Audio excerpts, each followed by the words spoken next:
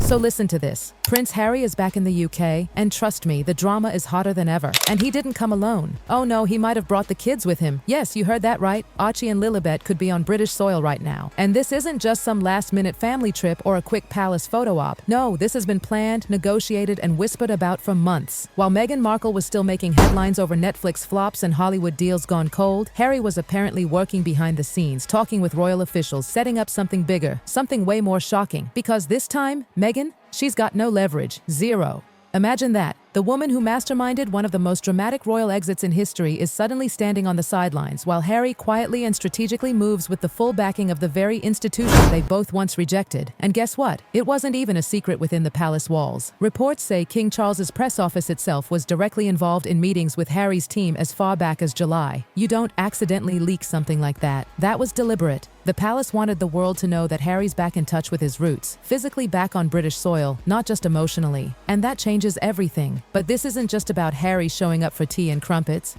This is about a man trying to reclaim what he lost the moment he hopped on that private jet to California. His legacy, his identity, and let's be real, maybe even his kids. Because let's face it, Harry didn't just lose Buckingham Palace when he followed Meghan to Montecito. He lost the entire machine that made him the Golden Prince, the cheeky royal who once stole the hearts of the public. The glow's gone now. The invitations? Gone. Even the Obamas have kept their distance. And what's he left with? A crumbling brand, non-stop drama, and a wife who's now being accused of leaking their children's school location to paparazzi. And if that's true, wow, this might just be the final straw. Behind closed doors, sources say Harry's been getting more and more frustrated. He's begging for privacy while Meghan chases the spotlight. He's hearing whispers about staff walking out, about financial cracks forming, about Invictus, the project closest to his heart, hanging by a thread. He's powerless. And for someone raised in a system where everything was managed for him, that kind of helplessness, it stings.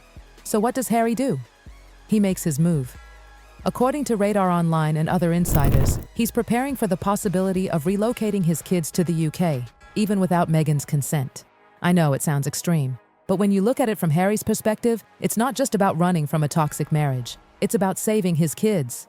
And here's where the gossip gets even juicier. Because critics have been saying for a while now that Meghan treats those children more like props than actual human beings. One day, the kids are photographed with dark curly hair. Next day, ginger, straight strands. Their sizes change between photos, outfits are mismatched, messy. Meanwhile, Meghan, always perfectly styled. People can't help but notice the contrast. And it doesn't take a royal expert to see how suspicious that looks. Meanwhile, the legal situation is a whole ticking time bomb. California law says those kids are habitual residents, meaning if Harry really did take them without formal permission, he could be walking straight into a legal minefield. But, and this is where things get messy, what if he didn't actually break any laws? What if this trip is technically a vacation with just enough legal wiggle room? In that case, Meghan's options are limited. Harry suddenly holds the cards. And Meghan's silence? Oh, it's deafening. Normally, if Harry so much as sneezes the wrong way, her team's got a PR spin ready in 5 minutes flat. But this time, nothing. No Instagram posts, no Daily Mail leaks, no anonymous close friends running to the press to deny the rumors, just radio silence, and that silence speaks volumes. Is Meghan underestimating Harry? For years, he's been seen as the passive one, the man walking 2 steps behind, following her lead.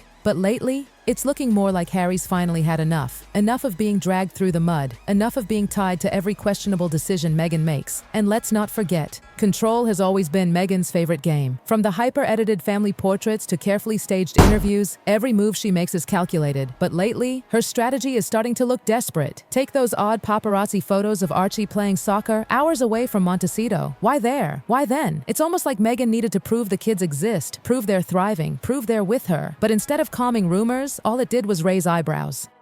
Why on earth would any mother leak the location of her child's school? That's not just risky, it's reckless. And it exposed not only her own child, but every other child at that school. Critics say it all boils down to narrative control. If Meghan loses the kids, even for a short time, the illusion shatters. Her image as the progressive, misunderstood mother shielding her children from a toxic monarchy falls apart. And if Harry, the man who once went to war against the press, is now choosing to bring his children right back into the system they both fled, well, that says something about where Meghan's story stands. Behind palace doors, whispers are getting louder. Harry, it seems, has been begging the firm to step back in, not just with lawyers, but with the very media handlers who once polished his golden boy image, the same people who made him the cheeky prince adored around the globe. Those are the experts Harry now wants on his side to fix the mess, to stop the narrative that paints him as either a helpless husband or a runaway dad. He's done with both roles. But here's the thing, the palace doesn't move without reason. So why now? Why let these leaks slip? Some insiders claim Charles wants Harry back in the fold, at least partly, before the whole situation spirals too far.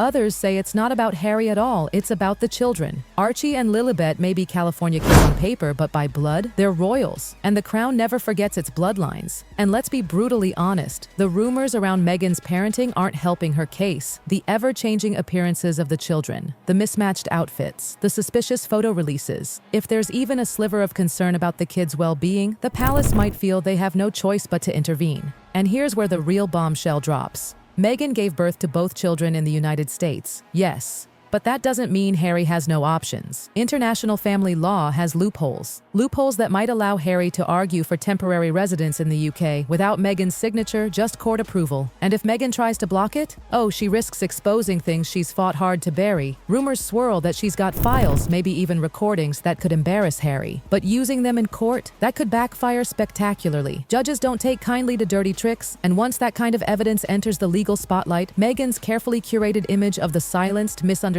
Duchess? Gone. At the heart of all this is a man who's clearly had enough. Enough of being controlled, enough of being mocked, enough of being forgotten. Remember, this was a guy who once had global influence. He could call world leaders and they'd actually pick up. Now? He's reduced to awkward red carpets, shaky podcast deals, and endless tabloid fodder. That kind of fall cuts deep. And if the only way Harry thinks he can claw back dignity is by fighting for his children, then that's exactly what he's going to do. This isn't just Harry versus Meghan anymore. This is about who the children belong to, in the eyes of the public, in the courts, and in the institution that has spent centuries guarding its bloodline. And unlike the drama of Megxit, this fight, this one's being played out in broad daylight. And the whispers are getting louder. Harry might not just be testing the waters. He might actually be preparing to bring the kids back permanently. So the million-dollar question, is Meghan ready to fight, or is she finally going to have to let go? Friends of the Sussex circle are already spilling the tea. Meghan, they say, is livid. Not just because she could lose control over the kids, but because of how fast the tide has turned. Remember when she was the brave outsider taking on the monarchy? That narrative doesn't sell anymore. Hollywood deals have dried up. Netflix didn't deliver what it promised. Spotify's a thing of the past. She's running out of platforms, and now she could be running out of options. And here's the kicker. Harry doesn't look like he's bluffing. Whether it's desperation, love, revenge, or redemption fueling him, one thing's clear. This isn't some whim. This is deliberate. This is a man clawing back what little he can, starting with his children. If Meghan can't stop him legally or through PR spin, then what's left? She faces the biggest image crisis of her life. The fairy tale romance that started with royal pageantry and defiance could very well end with Harry walking back into the arms of the monarchy, kids in tow. And you can already hear the whispers in Hollywood boardrooms. If Meghan loses control of this story, her influence evaporates. No streaming giant wants to back a duchess whose brand is slipping. No studio wants to risk millions on someone who can't keep public sympathy. And if Harry pulls off even a partial custody win, Meghan goes from global icon to just another celebrity struggling for relevance.